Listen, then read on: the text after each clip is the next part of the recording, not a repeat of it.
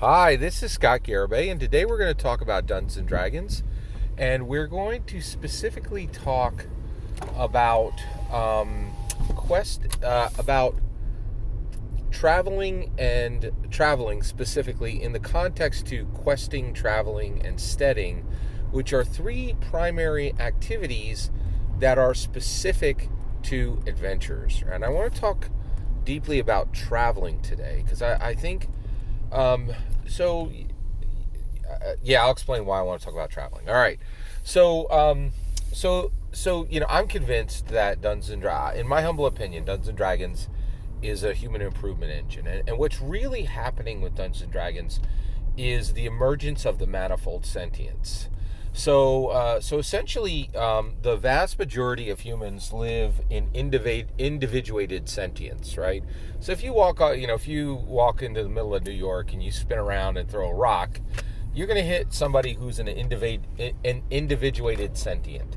That means they only have one sentience. They only have one set of memories, one set of sensations. They only have one set of intents. They only have one set of emotions. They only have one set of motivations, right? They only have one set of memories, right? As soon as you understand Dungeons and Dragons and you go into Dungeons and Dragons, you are then in position to be a manifold sentient. I'm a manifold sentient, and I think there's probably 20 manifold sentients in the world right now, and I think probably before 2020s are done, there'll probably be 200, and then before 2030s out, there'll probably be 2,000. And so what are manifold sentients? They are people who have multiple sentiences within themselves because of Dungeons and Dragons, right? So they have deep sets of memory, deep sets of emotions, deep sets of sensation collections, sense, and hear things they've heard and seen, right? And so if you've played player characters and you've been deeply invested in them, if you've played non-player characters and you're deeply invested in them, and you've been able to experience through them, you become manifold sentient. You become a manifold sentient. You have multiple sentience, right? So once you arrive here, you start to think about humanity from a completely different perspective, right? Now, the reality is, manifold sentient is not... there have been ways that humans have been able to interact beyond their normal sensations previously. Religion was one of them, right? It still is one of them, right? So I have... the Holy Spirit has given me wisdom at times, right? That's an experience that I have that is really separated from mundane humanity. And that's the issue. Is I actually think Dungeons and Dragons is a secular gate to a different type of human experience, which is manifold sentience, okay? So there's been this layer, like think of Dungeons and Dragons as a cake, right? And I don't want to, and people who play Dungeons and Dragons like, Dungeons and Dragons is a game and you cut goblins in half and whatever, right? It frustrates a little, it vexes me, right? Like, you hear it from everybody, and there's just so many clues that D&D is beyond the game, and I wish I had more patience for these people. But think of a cake, all right? So you have the cake, you have the icing. Those people who say that D&D is a game and you cut goblins in half and the purpose of it is to have fun, they're not even the icing, they're the sprinkles on top, right? There's the icing and there's the cake itself, right? And right now, really how people have been interacting with Dungeons and Dragons is they're at the sprinkle level, right? They don't even understand that there's a layer of icing and then there's the cake underneath, they just don't have any clue what they're dealing with, right? And so in that sprinkle layer, questing is understood, okay? And so everybody knows what to do with a quest, right? Oh, hey, slay the dragon, it's a quest. Right now I'm going to get a magical sword, and then I'm going to quest to the mountain, and then I'm going to go deep into the mountain, and I'm going to find the dragon's lair, and then me and the group are going to kill the dragon. That's a quest. I get it, right? Okay, yeah, that's cute. I see what you're doing there, right? But there's so much more to Dungeons and Dragons, and if we think about the word adventurer, right? And see, the other thing is people are like, why do you think the way you do about Dungeons and Dragons? And I'm going to tell you right now, it is my religion, right? So Dungeons and Dragons is completely mundane. It is completely secular. There's nothing spiritual in it, right? But there is a legacy driving it, okay?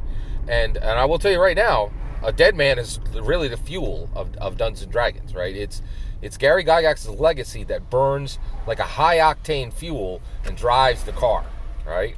So there's and people's legacies, that's not spiritual, right? There's nothing supernatural there.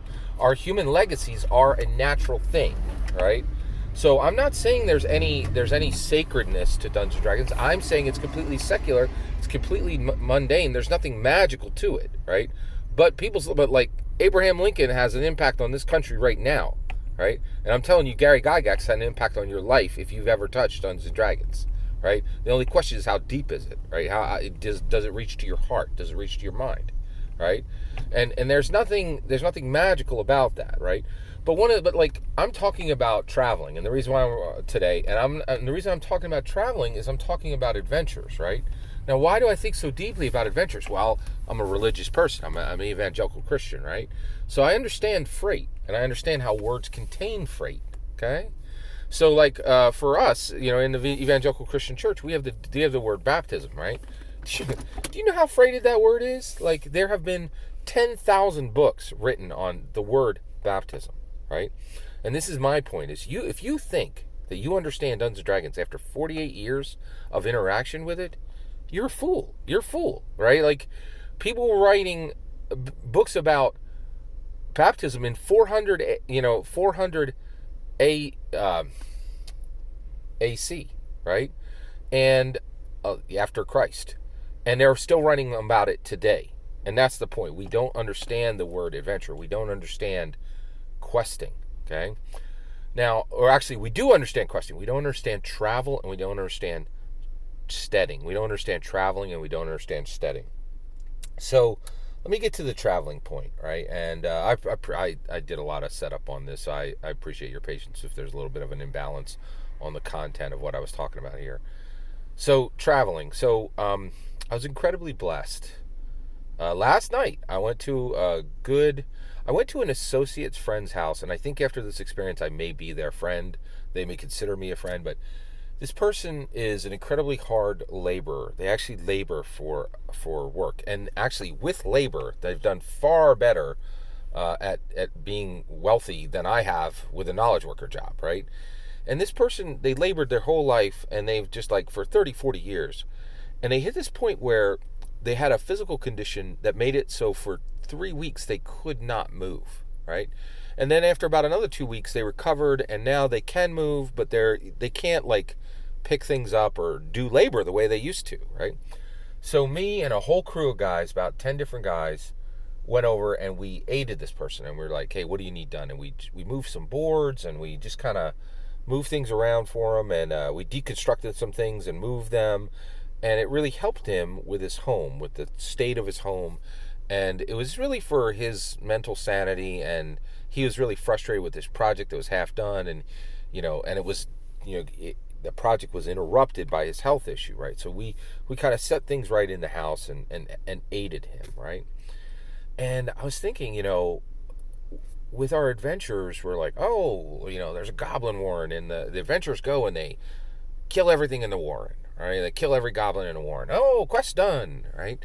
And then they walk out, and they walk, just 5 miles out of the village, and they hit a widow, right? And she's sitting in front of a house, which is half burned to the ground, and there's a makeshift cross, over in the dirt, and the adventurers talk to her, and they find that the goblins that they had just killed in the warren, right, had killed her husband and burned her home to the ground, right, her log cabin home to the ground.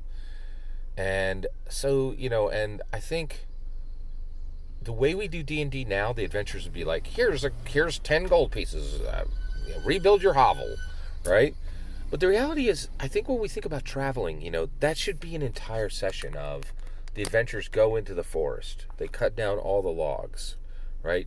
They work, and one of the three of them, the cleric, the rogue, and the fighter work with the widow and start building the home. And the wizard walks back to the village and says, "Hey, that hedge witch who lives in the 5 miles out of your village, her home is burned to the ground, and her husband is dead, and I want some of you to come and help me." And half the village is like, "Well, we use her poultices, but she's a little creepy." Right, and the other half's like, "You bet, we're gonna come." And the wizard, convinces them, and they come and help build the house, and they build the house, right? And then, and it's an entire session, and there's things that happen, and it's interactions. It's player characters talking to non-player characters as they build the home back up, right?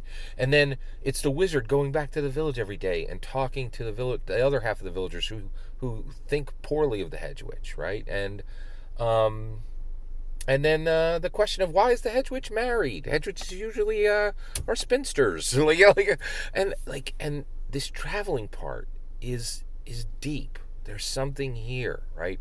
And we haven't even started to unpack it. We haven't even started to unpack what Dungeons and Dragons is absolutely about, where it takes us to high levels of complexity and it allows us to have freight in secular words. We on the religious side, we kind of we feel really bad for you guys because your lives are so dry and desiccated compared to ours, right? We have these communities of people who love us, and we have this book that supernatural being helps us understand it, and people pray for us, But you guys just have this dry, desiccated life, and one of the things is you don't understand freight, right? Like the freight of a word, right? And I'm telling you, I'm not saying that D&D is a religious experience. What I'm saying is, I really have great sympathy for the lost, and I want you guys to start to understand that words can have deep freight that can be unpacked for millennia. Adventure is a word that can be unpacked for millennia. You need to understand this.